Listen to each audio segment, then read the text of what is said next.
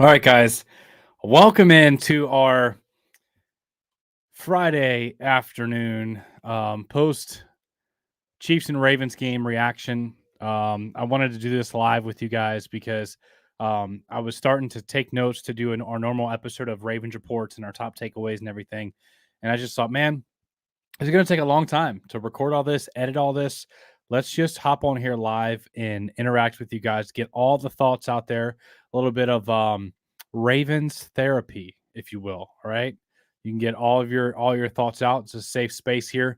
But let's talk about this game. All right. First of all, I want to start positive. All right.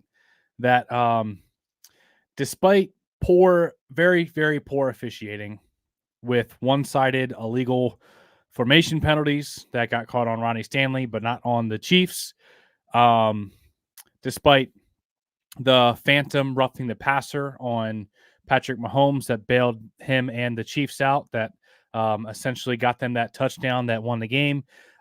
Despite the phantom holding call on Tyler Linderbaum that wiped out a 30-yard rush from Lamar Jackson. The Baltimore Ravens were still just a few plays away from beating the reigning Super Bowl championship Chiefs in Kansas City. So despite all of that stuff, and there's more, man. The play call was the officiating was very, very frustrating. We could talk about that all night, but let's talk about the things that the Ravens can control. Let's try to stay positive. Um, I see some people in the chat. I'm depressed. They say one thing. I'm trying to encourage you guys, man. I love my Ravens. I love football in general. I love um, talking football with you guys, with other fans. But try not to ever let a game um, dictate your mood. I know we get excited about our team, but I just wanted to throw that out there. Try not to ever let a team, a single game, or anything like that dictate your position and your identity, your mood. It's not fun because then you're going to be constantly riding the ups and downs of a franchise. It's easier said than done, but I just wanted to encourage you guys in that. Um, Decart says I wanted to break my TV. Yeah, man, this game was very frustrating. Let's talk about some of our top takeaways. Like I said, the Ravens, they're right there, man. This team is what we said it would be, what we thought it would be in the beginning of the year. The secondary is a strength of the team. The DBs were making plays. However, there is a new defensive coordinator, and nobody played in preseason. None of the important starters played in preseason. So there's communication issues. There's live game reps against the caliber of team that the Kansas City Chiefs are, and it's what we thought. I didn't think it would be like a lights out defensive performance with a new coordinator, and the Chiefs add new weapons, new wrinkles, no preseason action for the starters, and then we knew that the offensive line was going to need work. Like the offensive line, I thought was actually worse in run blocking than they were in pass protection sometimes, and it wasn't too good in pass pro. So yeah, this team has a lot of ways to grow. There were so many opportunities, yet the Ravens were still right there. Like if you walk away from a game like with all those missed opportunities and poor calls and everything, and you're still right there at the end of the game with a chance to win it, you got to feel pretty good. Like at least my team is, despite all that, competing to still win against the reigning Super Bowl champions in Kansas City. So just want to start off a little positive here. So check this out. Let's talk about a couple of missed opportunities. Because we're gonna talk about the good. Lamar Jackson overall was incredible. Almost 400 yards of total offense.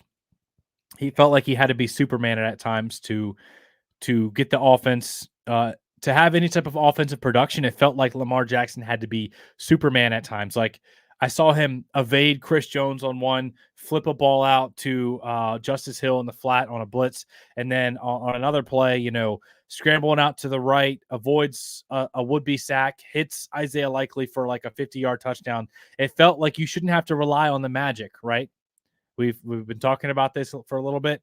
I think as a whole, the coaching staff and Lamar Jackson have to be better at having a plan, playing in structure, and not relying on him to be Superman. I know he was really aggressive wanting to win this game, but let's start with some things that Lamar Jackson, he had some missed opportunities despite playing a dominant game, 400 yards of production, 395 to be exact, a touchdown, doing crazy stuff, running around, making plays, making throws. There were some missed opportunities. Overthrow to Bateman down the sideline at one point, could have been 6. A missed field goal by Justin Tucker. Of course, poor offensive line play at times with open pass rush lanes where guys were just coming right at Lamar Jackson, and he had to be Superman. Like, we can't rely on him to be Superman play in and play out. One of the other things, of course, was the in the red zone towards the end of the game, we had one timeout because we burned 2 timeouts. I think it was in the third quarter due to not being set, not being ready on defense, personnel issues or whatever. And that cost us. Those timeouts could have been very precious and been the difference in the game. Of course, the Isaiah Likely toe tap, which, he got the one little millimeter of the toe on the out of bounds. That one hurt. So multiple missed opportunities. The miss to Zay Flowers. I think he said he was actually targeting Rashad Bateman, but didn't see him until last minute. And, he had a guy in his face. Justice Hill was blocking Chris Jones one-on-one for whatever reason. So, yeah. I think Black Ice puts it good here. He says Lamar was good, but he has to hit the layups. That's a good point, right? Like Lamar Jackson running for over 100 yards, getting up and down, getting knocked around, running, and then having to set your feet and just make the simple throw downfield can be that's that we got to hit those.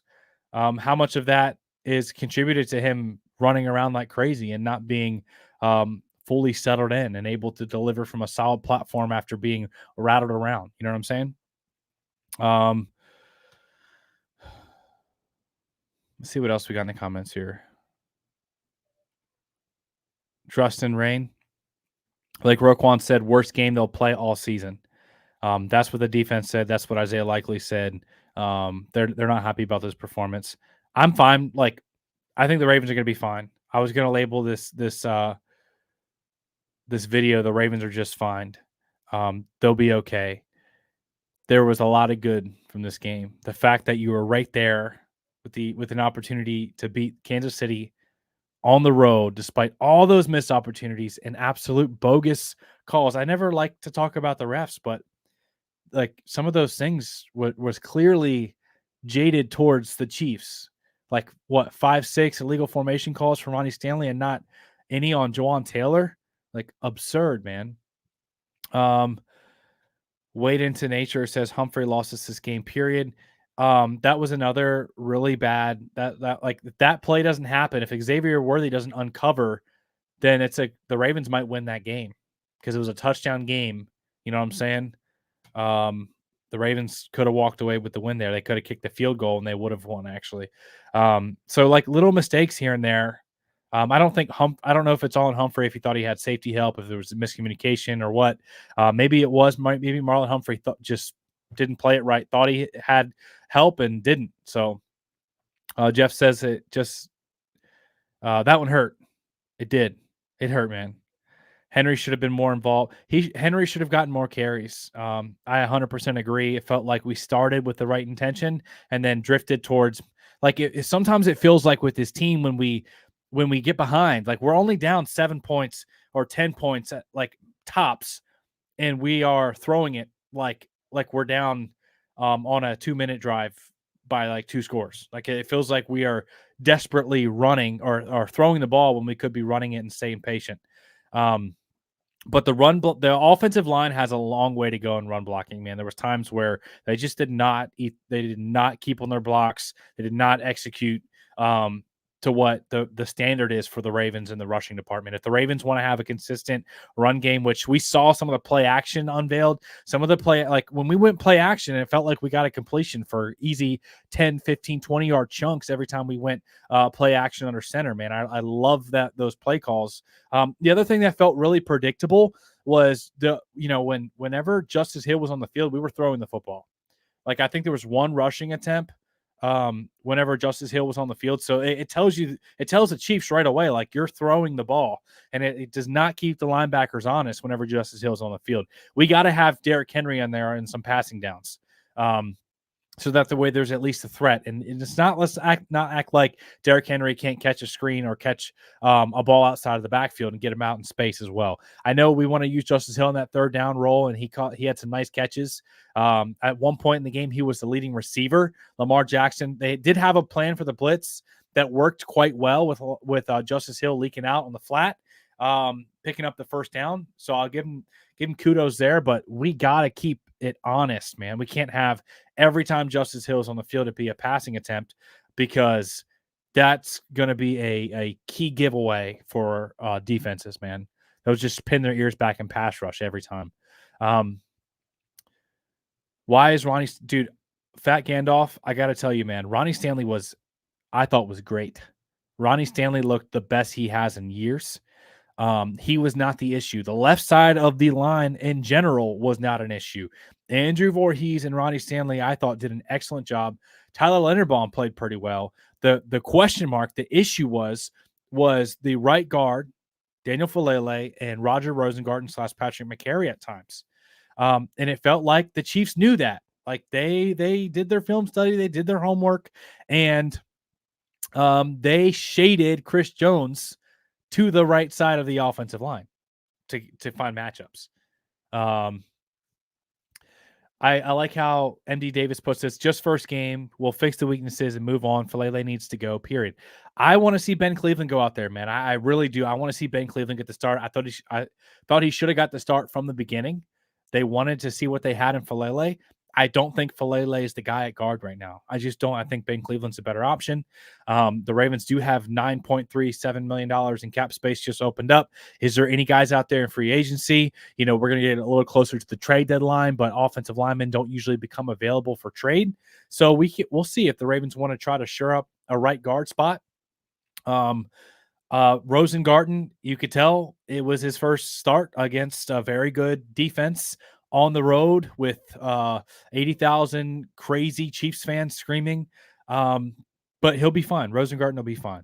And I feel the same way about every position right now, except for maybe Daniel Falele. I think I'd rather roll with Ben Cleveland right now. I really do.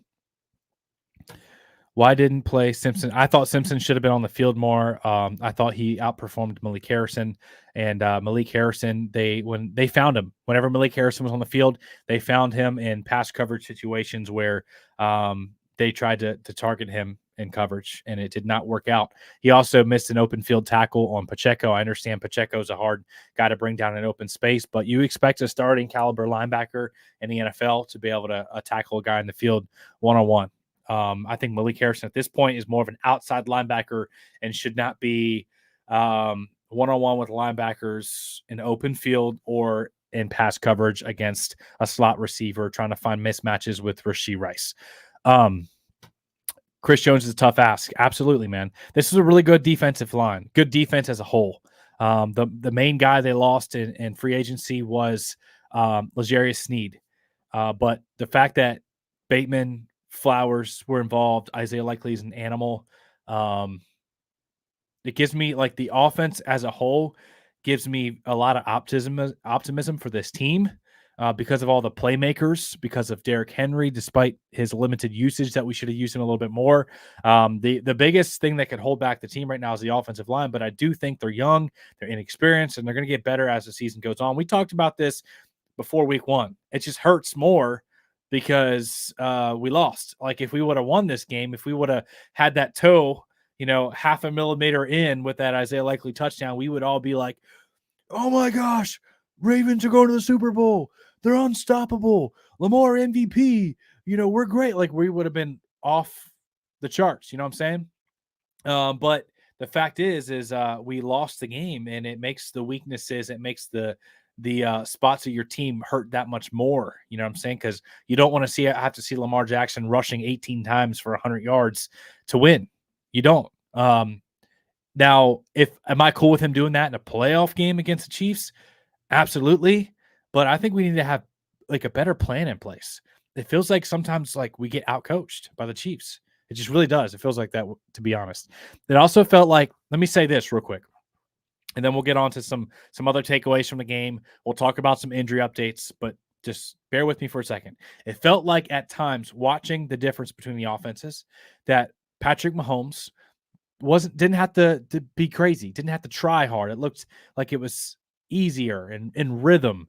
Didn't see him running around for his life as much as Lamar Jackson was. It felt like they had some nice plans, some nice screens, and got the job done without Patrick Mahomes being Superman. It felt easier. It felt like more in structure, more smooth, if that makes sense.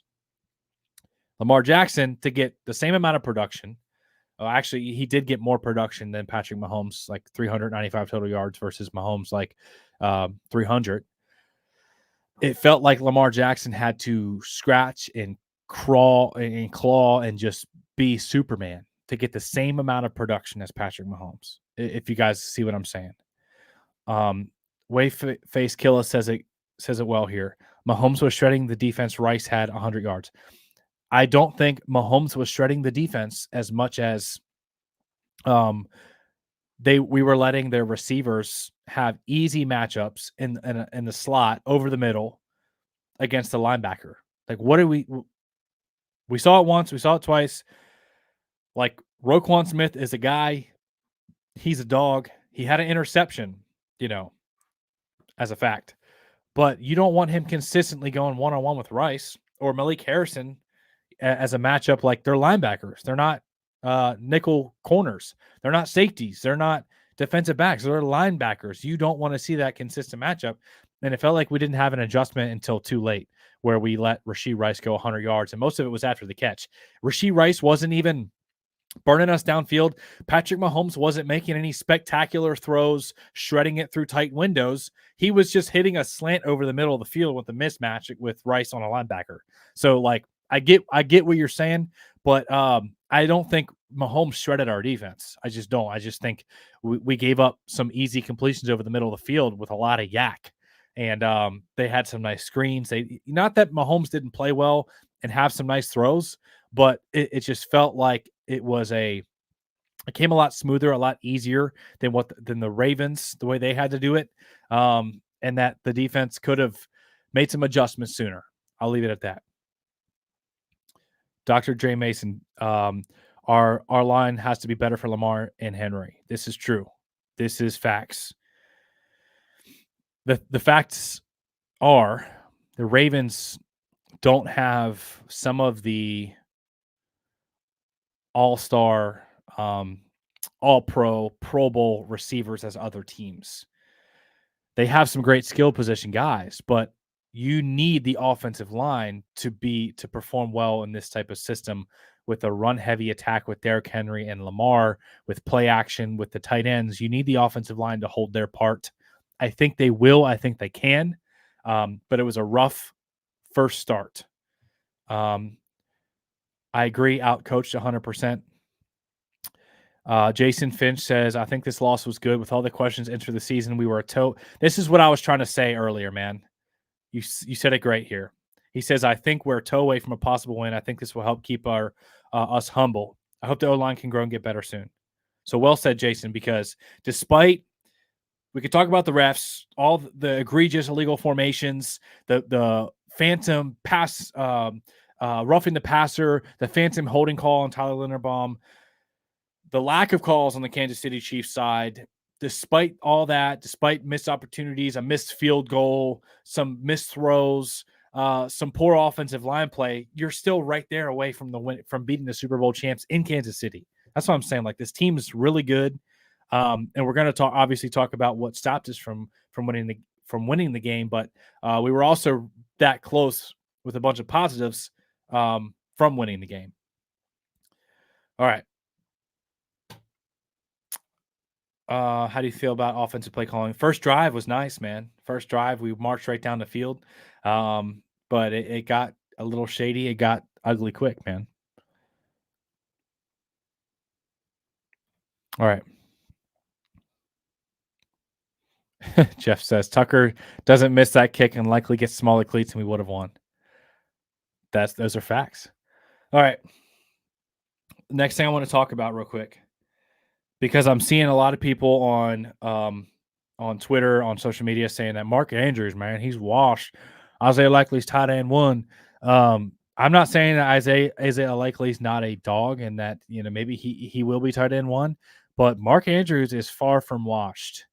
The Kansas City Chiefs have had a strategic game plan when playing the Baltimore Ravens to target in on specifically Mark Andrews with double and triple coverage. And we got the stats to back it up. I need you guys to see this so you don't fall off the Mark Andrews bandwagon here. All right. See if we can pull it up. All right. We're going to talk about a few things here. I like some tweets here so we could go over it. But one of the things I want you to see here.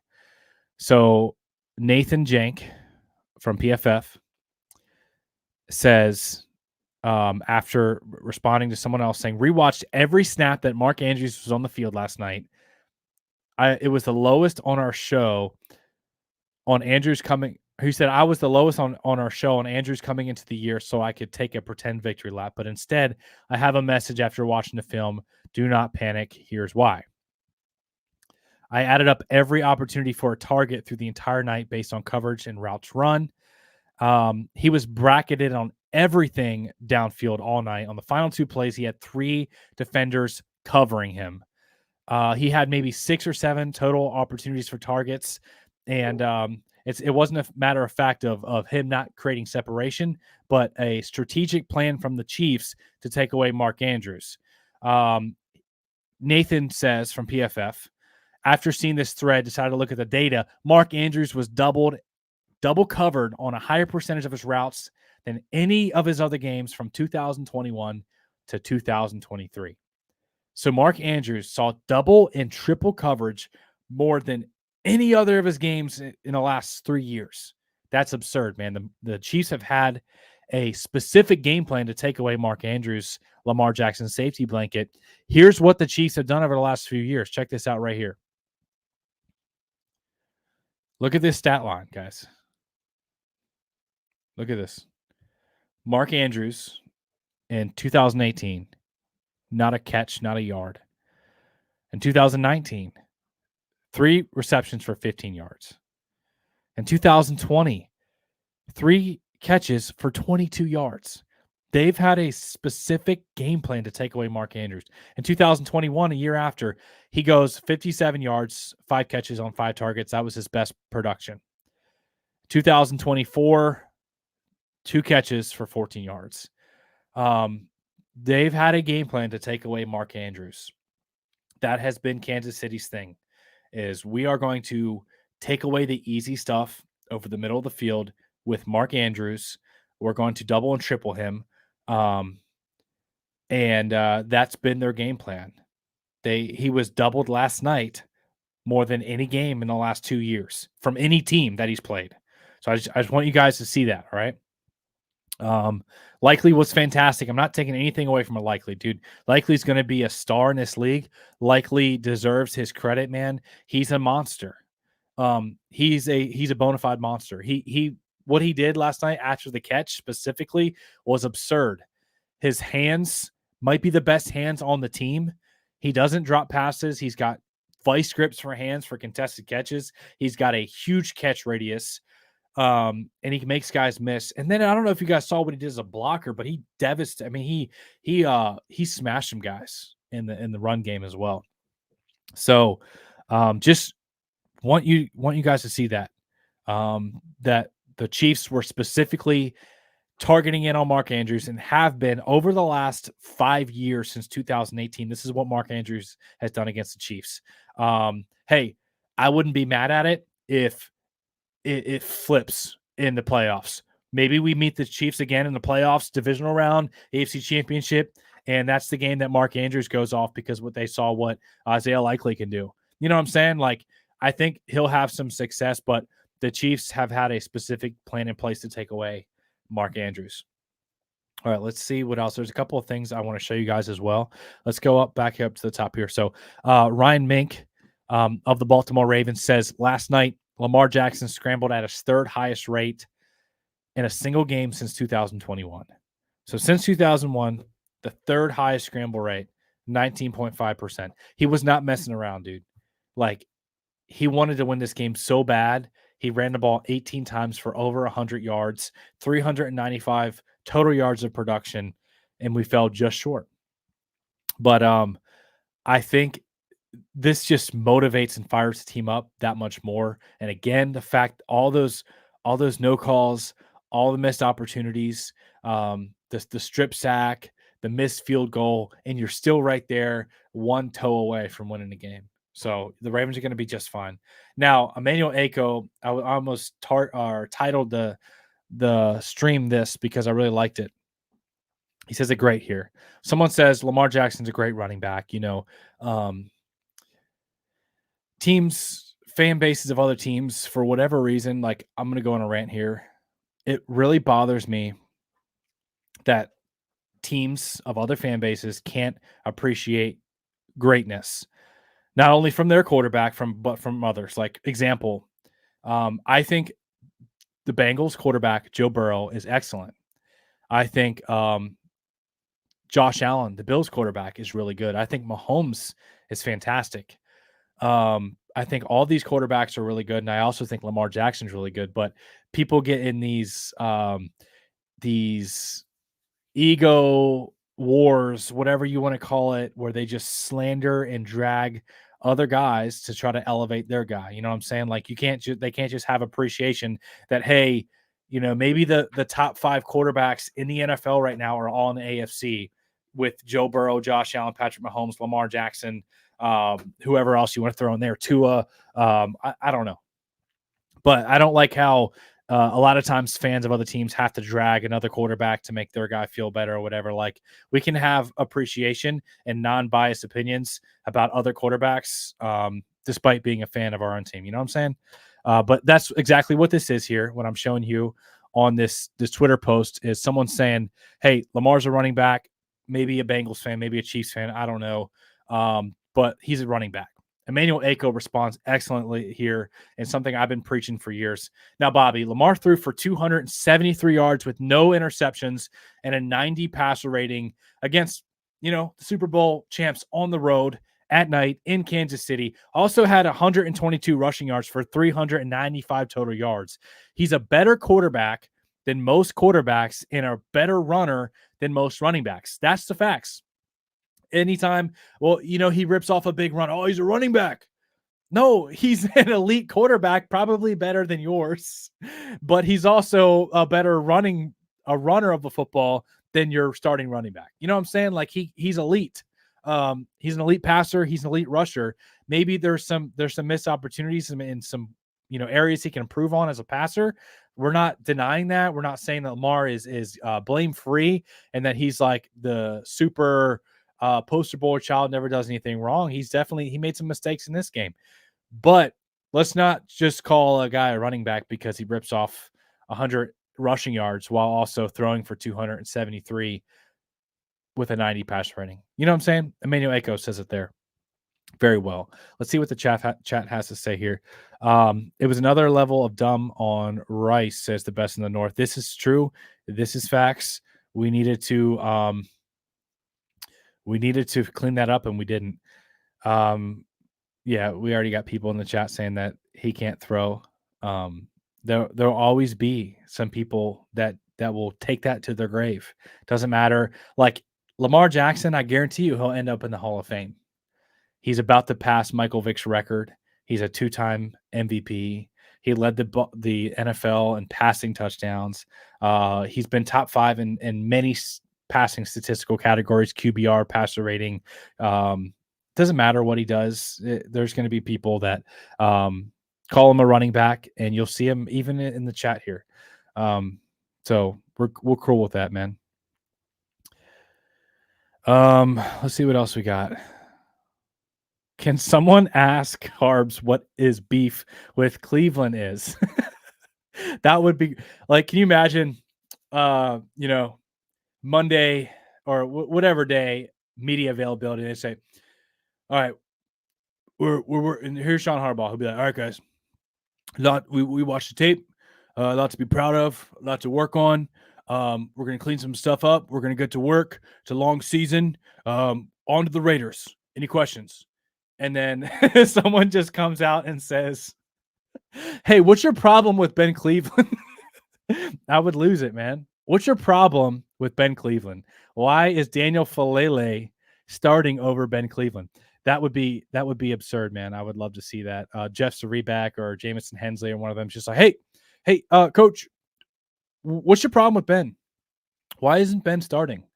Um, I I think Ben Cleveland's a better guard, and a lot of people do. I'm not the only one, but we'll see, man. We'll see how much it would take for him to get an opportunity. Um, all right, let's get on to our next point here because we're ranting a little bit, but let's talk about a lot. We got a lot to talk about. All right, at number 4.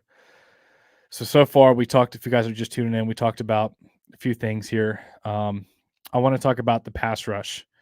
The pass rush is much better than I anticipated. Much better. And let me say this: I've been a David Ojabo, Odafe Owe guy. We've talked about him all off season, and you guys know if you guys have been watching the videos. And David Ojabo went out there and proved me right, man. David Ojabo gets the sack. Odafe Owe was creating pressure consistently. Now I know he didn't finish on some sacks, and people were talking about that, like he never finishes or whatever. But here's the reality, man. Patrick Mahomes is one of the most athletic, elusive quarterbacks in the NFL. And he may not look like it. He may not do it the same way as Lamar Jackson, but the dude is shifty side to side and very deceptively quick. Whatever you want to say about how he looks or how he does it, the dude is an athlete. You saw him go up for that ball where he outjumped Trenton Simpson, who literally jumps out of the gym, who runs a 4.4, one of the most explosive linebackers in football right now, with an insane relative athleticism score. He just completely mossed him, outjumped him. I think he outjumped Odafe Owe too, who's one of the best athletes in football. On whenever that ball got tipped. So Patrick Mahomes is a special breed. Like, let's not pretend like he's missing on a Joe Flacco or something. You know what I'm saying?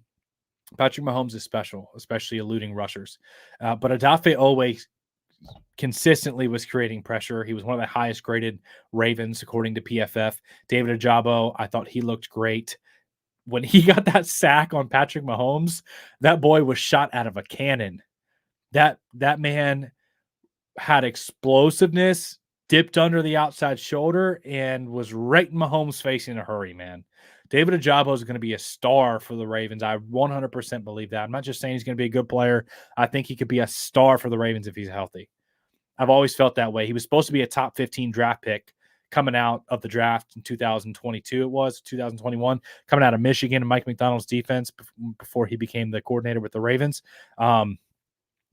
He's a dog. He's a natural pass rusher. He's got insane athleticism, speed, bend, and feel as a pass rusher.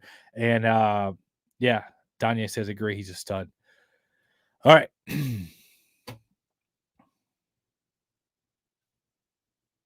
Who got injured? Good question here, because that was part of the title. So Kyle Van Noy has a fracture on his orbital bone. I think it was what it was called. So there's that update for you guys wondering, because almost forgot. He has a fracture. I think the orbital bone is like kind of above the eyebrow. I don't know. I'm not a doctor.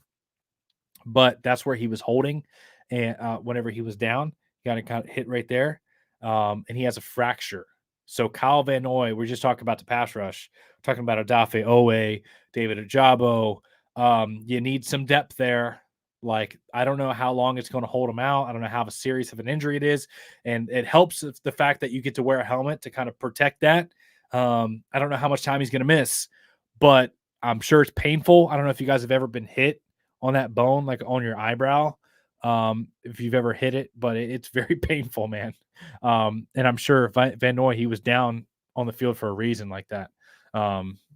He's a tough dude. Is that likely okay? That fall wasn't clean. Yeah, he's all right. There's no reports of any issues with Likely, and the fact that he came back in and almost caught that winning touchdown where he was like a pinky toenail away from winning this game, and then the storyline would be completely different.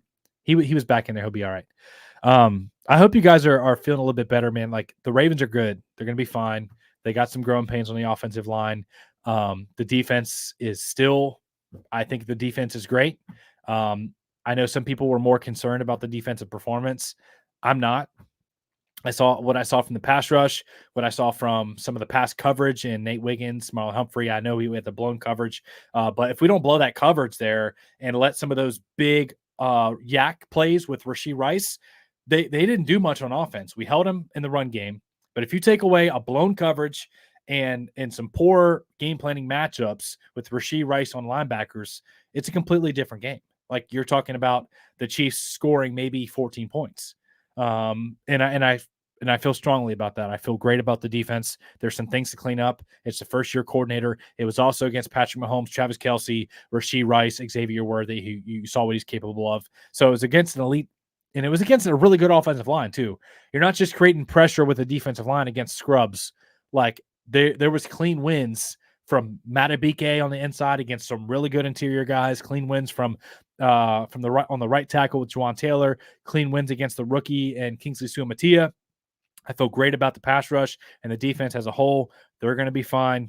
They're going to have to. Like I said, they didn't play in preseason at all, and some of that was apparent. The main starters are Darius Washington, excellent pass breakup, almost picked that ball off, and he only played like 30% of the snaps. And speaking of that, let's go ahead and look at some other things here. So we talked about how Emmanuel Ako's statement, he says, no, now Bobby, Lamar threw for 273 with no interceptions, a 90 passer rating, also had 122 rushing for 395 total yards. He's a better quarterback than most quarterbacks and a better runner than most running backs. Emmanuel Ako spitting facts there. Talking about the linebacker play with Trenton Simpson, who had a pretty good game. There was a couple of things where he got washed in run defense, but looks good in pass coverage, looks good as a blitzer, looks good as a tackler. For the most part, I think Trenton Simpson should be the full-time starter, play next to Malik Harrison. The big difference here, Trenton Simpson on the field. Let's see if you guys can see this real quick. Check it out. Shout out to Casey. First super chat we've had in a while. In case it was missed, Lamar has made huge strides as a passer over the past 2 seasons. People call him a running back off his first 2 years. Chiefs fan. This is true. This is facts. This is very true facts. This is factually true. This is truly factual. This is all true, man. Thanks for the super chat, Casey. I appreciate it. But yeah, it's true. A lot of times when a narrative comes out, people will run with that narrative. They'll stick with that narrative, especially if it makes it easy for them to hold on to the narrative if they had it early on. And then anytime something lines up with that narrative, like there's a missed throw that another elite quarterback would miss the same throw. But that guy's a running back because that was my narrative. That was my first take. Plus, I'm a fan of the Bengals or the Chiefs. So it lines up better to make my guy look better. You know what I'm saying? So people hold on to dumb narratives all the time. And sometimes you can't satisfy whatever Lamar would do. It wouldn't matter. All right. Let's see what we got here. All right. Let's go back to the linebacker thing here. Trenton Simpson on the field, 34 snaps, 17.6%, havoc rate, minus 0.11 EPA per play. Big difference compared to whenever Malik Harrison was on the field, 15 snaps, 0% havoc rate, and a negative 0.48 EPA per play. So obviously, Trenton Simpson was a more impactful linebacker here and should probably get more playing time. I don't think Malik Harrison should be, like I said, an inside linebacker over the middle of the field, asking him to cover slot receivers, asking him to tackle Isaiah Pacheco in an open field. I think he's more of a inline outside linebacker edge type of guy. And we'll need him more in that role if Kyle Van Noy misses some time after that report of him fracturing that bone. We talked about the data with Mark Andrews versus Isaiah Likely. If you guys are just tuning in, no need to panic on Mark Andrews. He'll be just fine. The Chiefs have had a specific game plan over the last 5 years to take away Mark Andrews. He was doubled in coverage more last night than his any game in the last 3 years. There's his stat lines over the last few years against Kansas City. They make it a thing to take away Lamar Jackson's safety blanket over the middle field with double and triple bracket type coverage. All right. Highest graded Ravens in week 1 versus the Kansas City Chiefs. At number 1, the absolute star, the stud tight end, call him a receiver hybrid. I don't call him whatever you want, man, but he's a baller. Isaiah Likely with a 91.8 PFF grade. Owe, we talked about Owe. Dude balled out. Dude was great. He had consistent pressures. He was good in run defense as well. He looks really good. 85.4. Tyler Linderbaum, 73.8. We know he's the rock of the offensive line. Derrick Henry and Stanley. So these are the highest graded Ravens in week 1 versus the Chiefs on offense. So again, Ronnie Stanley, I thought he looked great. He, my guy Cole Jackson on Twitter, he put it out that Ronnie Stanley looks like a completely different player. And I remember watching it live last night and thinking the exact same thing. Like, Stanley looking good, looking mobile, agile, hostile, looking good, man. He was out there on the edge holding it down. The left side of the line was night and day compared to the right side of the line. I think Stanley, Voorhees, and Linderbaum is a nice combo on the left. On the right, we got some stuff to answer. Do we shout out Ben Cleveland? Do we start Roger Rosengarten? What are we going to do on the right side? The Ravens are going to need to figure that out. Maybe they could have gotten away with it if it wasn't against the Super Bowl, winning 2-time Super Bowl champs. Probably get away with it with any other team in the league and come out with a win, but we didn't. All right. Aladdin says Cleveland easily. Says Rosengarten isn't ready. We'll see. I think Rosengarten's more ready than we'd like to give credit. I think he'll be all right. All right, let's go back. So here's that report from Steve Weish. Ravens outside linebacker Calvin only suffered a fractural orbital bone in Thursday's loss to the Chiefs, according to a source with direct knowledge of the injury. He will undergo further testing to determine how much time he will miss. Really curious to see how long of a recovery that time is. Let's do a quick little Dr. Google orbital bone fracture recovery time. Simple fractures may heal on their own over time. If your injury is severe and requires surgery, recovery may be prolonged. Some people develop nerve pain that can last up to 9 months. Another thing says several weeks or longer to fully recover. So maybe it'll be a pain management thing because, like we said, the nice part about that part of your face is that you do have a helmet that helps protect you. All right. What do we got next here? Raven pulling out the 12 personnel from Ryan Mink. Ravens featured 12 personnel with one running back and 2 tight ends on 52.7% of plays last night. That was higher mark than any game last season. Todd Monken heard the cries from the Ravens fans to pull out the 12 personnel. And many times it was efficient with Isaiah Likely going over 100 yards and a touchdown. Here's a look at some of the snap counts. We had Bateman, 84% of snaps. Andrew, 74. Likely, 66. So Mark Andrews actually was on the field more than Isaiah Likely. Justice Hill was 54%. Henry was 46. I'd like to see Henry on the field more. Specifically, like we said, the Ravens were way too predictable. When Justice Hill was on the field, we were throwing the ball. That was the reality. I don't think we had one rushing attempt with Justice Hill as a running back, but it was either a scramble from Lamar, maybe a QB draw, or we were throwing, man. Like it was not. We did not keep them off balance when it comes to that tendency. Patrick Ricard was on the field 24%. I'd like to see him on the field a little bit more to help out and pass pro and get dirty in the run game. Aguilar at 38%. Rosengarten got 20 snaps. Tylan Wallace got 9 snaps, so shout out to Tylan for getting on the field on offense besides just special teams. And then Kohler got 8 snaps at 10%. Oh, what about this catch from Rashad Bateman? Hopefully we don't get flagged for it. But yeah, look at that catch.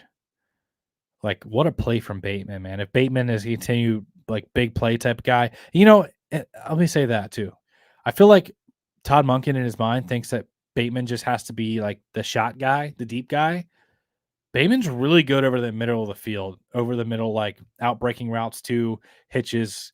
I'd like to see some just, him lining up and one on one, like hit him with a hitch, hit him with an out, a post, something like I want to see Bateman get involved on some more routes where he's the primary target. I really do. But shout out to Bateman, 53 yards, I think, last night. That one big catch that set up the Ravens in the red zone to almost win the game. That was a huge play from Bateman. Owe, check out this clean rush. Absolutely smashes Patrick Mahomes. Dude was fast. Nice hands. That's the thing with Owe, is the hands and like the technique side. He's developing that now with the insane athleticism, and you saw what that looks like. It looks like Patrick Mahomes eating a turf sandwich. Ronnie Stanley, he talked about the officiating not being consistent, especially in the application of legal formation calls, saying, hey, man, I lined up the exact same way as the Chiefs tackles, and I got called for it 4 or 5 times. They wanted to make me an example, but they didn't get called for it at all, and it's the truth. It really is. Let's see what else we got. Isaiah Likely says, this is probably the worst game we'll play all year. So if that's the best they've got, then good luck in the postseason, is what he said. Look how close this was. It's literally like someone said this, but it's a good point. The bottom part of the cleat was probably all in the grass, and maybe just the top part of the shoe hanging over the line, maybe not actually touching. I'd be curious. All right. I want to show you guys this box score here. Hold on. Go through some of the stats of the game. Hope you guys are having a great Friday, man. Charm City Don 410 says it best. Bateman needs more targets. Sean says, I'm kind of happy. Tell me why that is. I'm fine. I think the Ravens are going to be great. I kind of feel like this fires them up all the more and leaves like a bad, hungry taste in your mouth for the playoffs. Because imagine if we win this game and then play them again in the postseason. Then you feel a little weird. Like, we won last time, but it wasn't in the playoffs. But like adding another loss makes you even more bitter and angry, and just like the urgency to get the win the next time you see him rises. I don't know if that makes sense, that psychology. It makes sense in my head. I think this fires him up even more for the playoffs versus you get the win here and then you see him in the playoffs and then they're like, well, we got to get it done this time. He says it, Aladdin says it well. More important to win in a postseason anyways. Yeah, man, I agree. The one thing about this game is I wonder if it'll make a difference when it comes to seeding. Like if the Ravens and the Chiefs have the same record at the end of the year, the Chiefs would get the number 1 seed because they'd have the head-to-head tiebreaker. So that's something to think about as well. So refs won the game for them. Yeah, it was terrible. They did not help the situation. The Ravens still could have overcame and won, but they also had some missed opportunities. So that's what's so encouraging is with the missed opportunities, with the refs, and you're still right there, a toe away from winning a game, and you feel pretty good about the team as a whole. I don't want to see Lamar Jackson having to be Superman every play. We've talked about this before, and I'll continue to say it. That this was absolutely wild, man. John Jay says, how did the defensive coordinator get away with using a timeout? That's a great question. I don't know. It's the Chiefs, man. It's the Kansas City Chiefs. I'm not even going to say what I want to say. But I'll leave it at that. There were some other things that the Chiefs got away with. It's absurd, man. But the fact that the Ravens still could have won is what's even more encouraging. I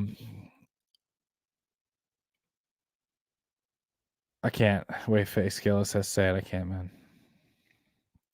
Wish I could. All right. Let's go into some box score stuff. I want to show you guys some of this. Some of the top contributors. Just go through it real quick. All right. Hopefully you guys can see this. All right. If a weird ad pops up or something on the side, I'm sorry, but can't control. We're on ESPN.com. Lamar Jackson totals 273 passing yards, averaging 6.7. That was a big part of the storyline is we could not throw the ball downfield consistently. We had a nice, I think it was on the first drive, a nice 19-yard completion over the middle of Flowers, which was really, really good. But as a overall, we did not trust pass protection to push the ball downfield very often. But that's why the average is a little low there. But 26 out of 41, 61.1 QBR, and a 90% or 90.8 passer rating compared to Mahomes. So Mahomes has about 20 more passing yards, but he throws a pick. Lamar has a fumble. Surprisingly, this doesn't make sense, but Lamar was only sacked one time. Lamar was only sacked one time, despite him running for his life in some of the really poor pass protection that went down last night. He was only sacked once. So Mahomes and Lamar's stat line are very similar. The reality is, though, is that Lamar Jackson, like we said, had to be Superman, adding 16 carries for 122 yards on the ground. So Lamar Jackson goes 395 total yards in a touchdown, almost 2 touchdowns. Derrick Henry is the second leading rusher. This is where I don't like to see this. I don't like to, I know it's week 1, it's the Chiefs, so it probably won't be like this every week. But I don't want to see Derrick Henry, or I don't want to see Lamar Jackson being the leading rusher, nor in attempts or yards. I want to see that belong to a running back. Like, I want to see our running backs out carry and out yard Lamar Jackson for the sake of a long season. And then when it's playoff time, dude, I get it, man. Let him rip. Like, do whatever you have to do to win. Do whatever you have to do. Like Lamar Jackson last night was doing whatever he had to do. And that looked like 395 total yards and 16 rushing attempts, because the offensive line we could not trust to consistently keep him clean, and that's why he had to scramble. There was only a few actual designed runs, but a lot of these were just scrambles. Lamar Jackson running for his life, trying to pick up the first down. Let's go to receiving. Isaiah Likely goes 9 catches, 111 yards, and a tutty.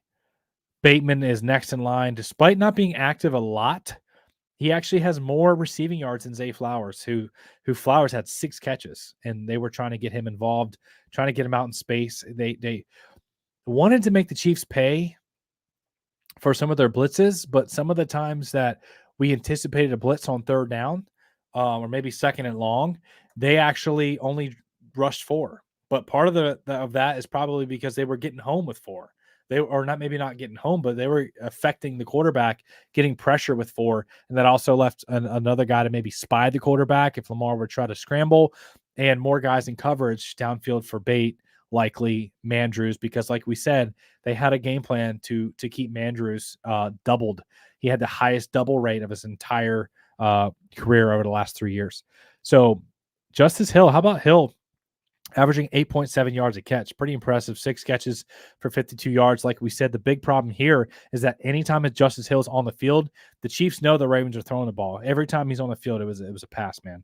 Zay Flowers, 6 for 37. Mandrews, 2 for 14. Nelly, 1 for 6. Henry with no catches. He had 1 target, I believe. Let's go to defense. Roquan Smith. He had a really poor PFF grade, and I think it's probably because the few catches that Rashee Rice had on him. But if you're asking a linebacker to go one-on-one with a team's number 1 receiver in the slot, that's not a favorable matchup. And despite that, Roquan Smith has a pass deflection, an interception, 7 total tackles, and a tackle for loss He was flying all over the field. He was playing his heart out. And I think the PFF grade was very deceiving. Marcus Williams goes 6 tackles.